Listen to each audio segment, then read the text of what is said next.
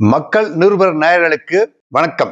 தமிழ்நாட்டுல இப்போ அறிவாலயத்துக்கும் கமலாலயத்துக்கும் தான் போட்டி நடந்துகிட்டு இருக்குது. இப்போ அறிவாலயத்துல இன்னைக்கு ஓபிஎஸ் அணியிலிருந்து வைத்திலிங்கம் தற்சமயம் எம்எல்ஏவாக இருந்து கொண்டிருக்கின்ற எம்எல்ஏ பதவியை ராஜினாமா பண்ணிட்டு போய் அறிவாலயத்துல போய் தமிழகத்தினுடைய முதல்வர் மு.க.ஸ்டாலின் தலைமையில் தன்னை இணைத்துக் கொண்டார். அதே சமயத்துல கமலாலயத்துல பியூஷ் கோயல் வந்திருக்கிறார். பியூஷ் கோயல் முன்னிலையில அம்மா மக்கள் முன்னேற்ற கழகம் அமமுக தினகரன் தேசிய ஜனநாயக கூட்டணியில் தன்னை இணைத்துக் கொண்டார். இப்ப தமிழ்நாட்டுல அறிவாலயத்துக்கும் கமலாலயத்துக்கும் போட்டி கடுமையா நடந்துகிட்டு இருக்குது. இப்போ ஏற்கனவே அறிவாலயத்துல ஓபிஎஸ் அணியில் இருக்கக்கூடிய மனோஜ் பாண்டியன் அங்க போய் திமுகவில் ஐக்கியமாக்கிட்டார். இப்போ அவரு எம்எல்ஏ ராஜினாமா பண்ணிட்டு சேர்ந்தார். இப்போ வைத்திலிங்கம் ஓபிஎஸ் கூடாரம் டோட்டலா காலி ஆயிடுச்சுங்க. அதே சமயத்துல தேசிய ஜனநாயக கூட்டணியில ஒவ்வொரு கட்சியா இணைஞ்சுக்கிட்டு இருக்குது. இன்னைக்கு அமமுக தினகரன் தன்னுடைய கட்சியை தேசிய ஜனநாயக கூட்டணியில் இணைச்சுக்கிட்டு இப்போ அங்க அனைத்து இந்திய அண்ணா திராவிட முன்னேற்ற கழகம் தான் தமிழ்நாட்டிலே தேசிய ஜனநாயக கூட்டணிக்கு தலைமை ஏற்கின்றது.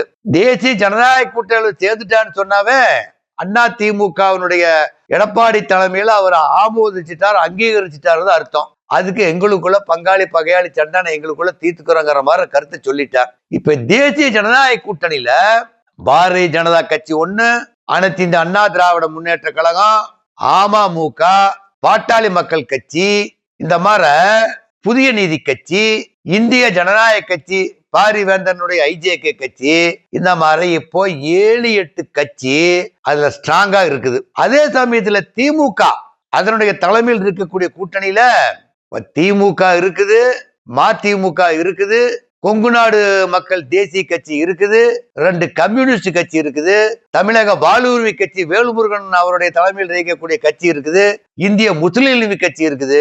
இப்ப அதுல ஒரு 8-9 கட்சி இப்ப இருக்குது. இப்ப அதுல புதுசா எந்த ஒரு கட்சியும் கூட்டணியில் சேரவில்லை. ஏற்கனவே இருந்த கூட்டணி தான். அதுல இப்ப காங்கிரசும் இருக்குது. இப்ப காங்கிரஸ் இழுபறியான சூழ்நிலையில இப்ப காங்கிரஸ் இறுதியா திராவிட முன்னேற்ற கழகத்தினுடைய கூட்டணியில் இடம்பெறும் சொல்லி அது அதிகாரப்பூர்வமா அறிவிச்சுட்டாங்க. இப்போ காங்கிரஸ்ல திமுக இருக்கக்கூடிய ஏற்கனவே இருந்த கட்சிகள் கூட்டணியில் அங்க இப்ப பாரதிய ஜனதா கட்சி கூட்டணியில் இருந்து 2024 நடக்கக்கூடிய நாடாளுமன்ற தேர்தல் நடக்கக்கூடிய இருந்த கூட்டணியில ஒரு சில கட்சிகள்லாம் அங்கிருந்து வெளியே போயிடுச்சு. இப்ப அதெல்லாம் மீண்டும் ஒருங்கிணைக்கப்பட்டு விட்டது. இதுல ஓபிஎஸ் நிலைமை என்னன்னே இல்லை. இப்ப அவர்கிட்ட இருக்கிற கட்சி கூடாரம் காலியானதுனால அவருக்குன்னு செல்வாக்கு சிங்கிள் பைசா கிடையாது. அதனால அந்த கட்சி கூட்டணியில சேர்றதுக்கு அவர் சேர்த்துவாங்களா இல்லையான்னு இல்ல. இப்ப அவருதான் ரொம்ப தர்ம சங்கடத்துக்கு உள்ளாகி இருக்கிறார். இப்ப தேசிய முற்போக்கு திராவிட கழகம் அது மதில் மேல் பூனையா இருக்குது. நியாய பிரகாரம் பார்த்தா 2026 நடக்கக்கூடிய எலெக்ஷன்ல தேசிய முற்போக்கு திராவிட கழகம் அதிமுக தலைமையில் கூட்டணியில சேரணும். அதிமுக கூட்டணியில் சேர்ந்ததுனா தான் அதுக்கு வாழ்வு. திராவிட முன்னேற்ற கழகத்துல போய் சேர்ந்தா அதுக்கு மரியாதை இருக்காது, அந்த கட்சிக்கு மரியாதை இருக்காதுங்க. அதனால பிரேமலாதா சிந்திச்சு பார்த்து அனைத்து இந்த அண்ணா திராவிட முன்னேற்ற கழகத்தை எடப்பாடி தலைமை ஏற்று சேர்ந்துகிட்டா தான் பிரேமலாதாவுக்கு 2026 பிரகாசமான எதிர்காலம் உண்டு. இப்போ இந்த கலவரத்துல இந்த தமிழக வெற்றி கழகம் எங்க போச்சுன்னே தெரியலீங்க. அது இருக்கிற இடம் தெரியாத கிணத்துல போட்ட கல்லாட்டு இருக்குது. இப்ப அதுல போய் சேர்ந்த நண்ப கொங்கு நாட்டு சிங்கம் தங்கம்னு சொல்லிக்க செங்கோட்டையன் இருக்கிறார் இல்லையா, யாரையா கூட்டுறா நீங்க பொங்கலுக்கு முன்னாலே எல்லாம் அவன் வருவான் இவன் வருவான்னு சொன்னாரு. யார் எதிர்பார்த்துக்கிட்டு இருந்தாலும் எல்லாம் போய் பாரதிய ஜனதா கட்சியில் ஐக்கியமாயிட்டாங்க. இப்ப செங்கோட்டையனை நம்பி தமிழக வெற்றி கழகம் ஒரு மாபெரும் எதிர்பார்ப்பை பார்த்து கொண்டிருந்தது. இப்ப அந்த எதிர்பார்ப்பு போச்சு. செங்கோட்டையனுக்கு 3ஆம் இடமும் 4ஆம் இடமா வச்சிருக்கிறாங்க. இப்ப செங்கோட்டையனுடைய நிலைமை அங்க படு கஷ்டத்துக்கு உள்ளாகி இருக்கிறார். அங்க மதிக்கிறதே இல்ல.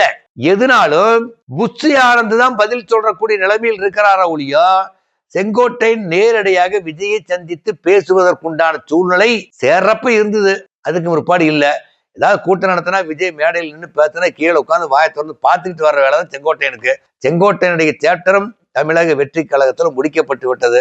இப்ப தமிழக வெற்றி கழகம் பல்வேறு சிக்கலுக்கு உண்டாயிருச்சுங்க. இப்ப ஜனநாயகன் படத்தை வெளியிடுறதுக்கு படாத பாடுபட்டு உட்கார்ந்து இருக்கிறாங்க. கோர்ட்ல போட்டாங்க, அப்புறம் மறுபடியும் கோர்ட்ல தூக்கிட்டு ஹைகோர்ட்டுக்கு போனாங்க. ஹைகோர்ட்ல இருந்து மறுபடியும் ஹைகோர்ட்ல இருக்கக்கூடிய அந்த பெஞ்சினுடைய பெஞ்சு வந்து மறுபடியும் அதை தூக்கிட்டு சுப்ரீம் கோர்ட்டுக்கு போனாங்க. சுப்ரீம் கோர்ட்டு கீழே தள்ளி விட்டுருச்சு. அது இன்னும் பரிசீலனை தான் இருக்குது. இப்போ விஜயினுடைய என்கொயரி சிபிஐ என்கொயரி கட்சியில் உட்கார்ந்து இருக்குது. இப்போ அதுல என்ன ஒரு கருத்தை சொல்லியிருக்காங்கன்னா, அதுல பல்வேறு தரப்பட்ட மக்கள் ஒரு கருத்தை பதிவு பண்றாங்க. ஏற்கனவே தனியார் ஆம்புலன்ஸுக்கு யார் பணம் அனுப்பிச்சாங்க, சம்பவம் நடந்த இடத்துல தகவல் கொடுக்கும் காட்டித்தான் அரசாங்க ஆம்புலன்ஸ் இல்லாம தனியார் ஆம்புலன்ஸ் அதிகமா சேர்ந்து இருக்குன்னு சொல்றாங்க. இந்த தனியார் ஆம்புலன்ஸ் அதிகமா சேர்ந்து இருக்குன்னு சொன்னா பாத்தியா திமுக அதாவது சுத்தம் முட்டா பசங்க. ஒரு இடத்துல சம்பவம் நடந்து ஆக்சிடென்ட் ஆயிடுச்சு அப்படின்னாக்கா ஆட்டோமேட்டிக்கா 108க்கு ஆர்வத்தை தகவல் கொடுப்பாங்க. 108க்கு தகவல் கொடுத்தாச்சுன்னா தனியார் ஆம்புலன்ஸும் வரும். ஏன்னா அடிபட்ட இடத்துல வந்து ஒரு விபத்து நடந்த இடத்துல 4 பேர் இருக்கான 5 பேர் இருக்காது. ஒரு சாதாரண ஒரு விபத்து நடந்துருச்சுனாக்கா அந்த இடத்துல அரசாங்க ஆம்புலன்ஸ் 108 ஒண்ணுதான் நிக்கும், தனியார் ஆம்புலன்ஸ் 4 சுத்தி நிக்கும். ஏன்னா யாரும் போன் பண்ணி சொல்லி இருப்பாங்க, வந்துருவாங்க. அதே மாதிரிதான் கரூரினுடைய விஜய் கூட்டத்துக்கு தனியார் ஆம்புலன்ஸ் திராவிட முன்னேற்ற கழக தூண்டுதல் பேர்ல வந்ததுன்னே சாதிக்கிறானுங்க நிறைய பேரு. அதெல்லாம் முட்டாள்தனமான பேச்சு. அதெல்லாம் முட்டாள்தோல். சம்பவம் நடந்துருச்சுனாக்கா ஒரு ஆக்சிடென்ட் நடந்துருச்சுன்னு வச்சுக்க, நடு ரோட்ல ஆக்சிடென்ட் நடந்தா ரோட்ல போற நின்று பார்ப்பான். அப்ப என்ன சொல்லுவாங்க, இவனால யாரா வரச்சுன்னு கேள்வி கேட்பாங்களா அவங்க? திராவிட முன்னேற்ற கழகத்தின் மேல பழி போடுற எண்ணத்திற்காக வேண்டிதான் இந்த மாதிரி கருத்தை சொல்லிட்டு இருக்கிறாங்க. இப்ப தமிழக வெற்றி கழகத்தினுடைய நிலைமை இப்போ ஜனவரி முடிய போகுது. இன்னொரு வாரத்துல ஜனவரி முடிஞ்சிடும். பிப்ரவரியில தேர்தல் அறிவிப்பு வந்ததுன்னா தமிழக வெற்றி கழகத்துல இதுவரையிலும் யாரும் பிரதான கட்சிகள் எவனும் சேரல. பிரதான கட்சிகளுக்கு உண்டானவங்க எல்லாம் யாரும் வந்து கூட்டணி சேரல. அப்ப தமிழக வெற்றி கழகத்தினுடைய நிலைமை தனியாத்தான் நிக்கும். நின்று அது ஆட்சி பிடிக்கிறதுக்கு உண்டான வாய்ப்பு இல்லை. இப்போ அனைத்து இந்திய அண்ணா திராவிட முன்னேற்ற கழகத்தினுடைய தலைமை எடப்பாடி பழனிசாமி அவர்கள் தலைமையில் தான் நடக்கும். பழனிசாமி அவர்கள் நடக்கிற போது பழனிசாமி அவர்கள் இதுக்கு முன்னே எப்படி இருந்தாரோ விட்டுருங்க. இனிமேல் கூட்டணி கட்சிகளை எல்லாரும் தேசிய ஜனநாயக கூட்டணியில் சேர்ந்துக்கிட்டான். சேர்ந்தனையும் எல்லோரையும் அரவணைச்சு கொண்டுகிட்டு போனா 2027 எடப்பாடி தலைமையில ஆட்சி அமைவது உறுதியான நிலைப்பாடு எடுக்கக்கூடிய வாய்ப்பு இருக்குது. அதை கண்டிப்பா எடப்பாடி பழனிசாமி அவர்கள் செய்வார்கள். எடப்பாடி பழனிசாமி அவர்களும் இப்பொழுது அனுசரிச்சு போற நிலைமைக்கு வந்துட்டார். ஏன்னா தேர்தல் நெருங்கிருச்சு இல்லையா, இனிமேல் வீராப்பு காட்ட முடியாது. வீராப்பு காட்டுனா வெட்டியா போயிடுவாங்க. அதனால எடப்பாடி பழனிசாமி அவர்கள் தேசிய ஜனநாயக கூட்டணி அனுசரிச்சு போறதுக்கு தயாரா இருக்கிறார். அதனால 23ஆம் தேதி அன்னைக்கு பாரத பிரதமர் சென்னையில் ஒரு கூட்டம், பொதுக்கூட்டம். இந்த பொதுக்கூட்டத்துக்கு தமிழகத்துல தேசிய ஜனநாயக கூட்டணியில் இருக்கக்கூடிய அனைத்து தலைவர்களும் ஒரே மேடையில் காட்சி அளிப்பாங்க. காட்சி அளித்து கூட்டணியை வலுப்படுத்தி இறுதி செஞ்சுட்டு தான் பிரதமர் மோடி அவர்கள் போவார். பிரதமர் மோடி வர்றதுக்கு முன்னாலேயே பீஸ் கோயல் வந்து எல்லா கூட்டணியும் ஒருங்கிணைச்சு ஒரு ஃபுல் ஃபார்ம்ல அந்த அன்னைக்கு மேடைகளை கொண்டு எல்லாத்தையும் ஏத்துவாங்க.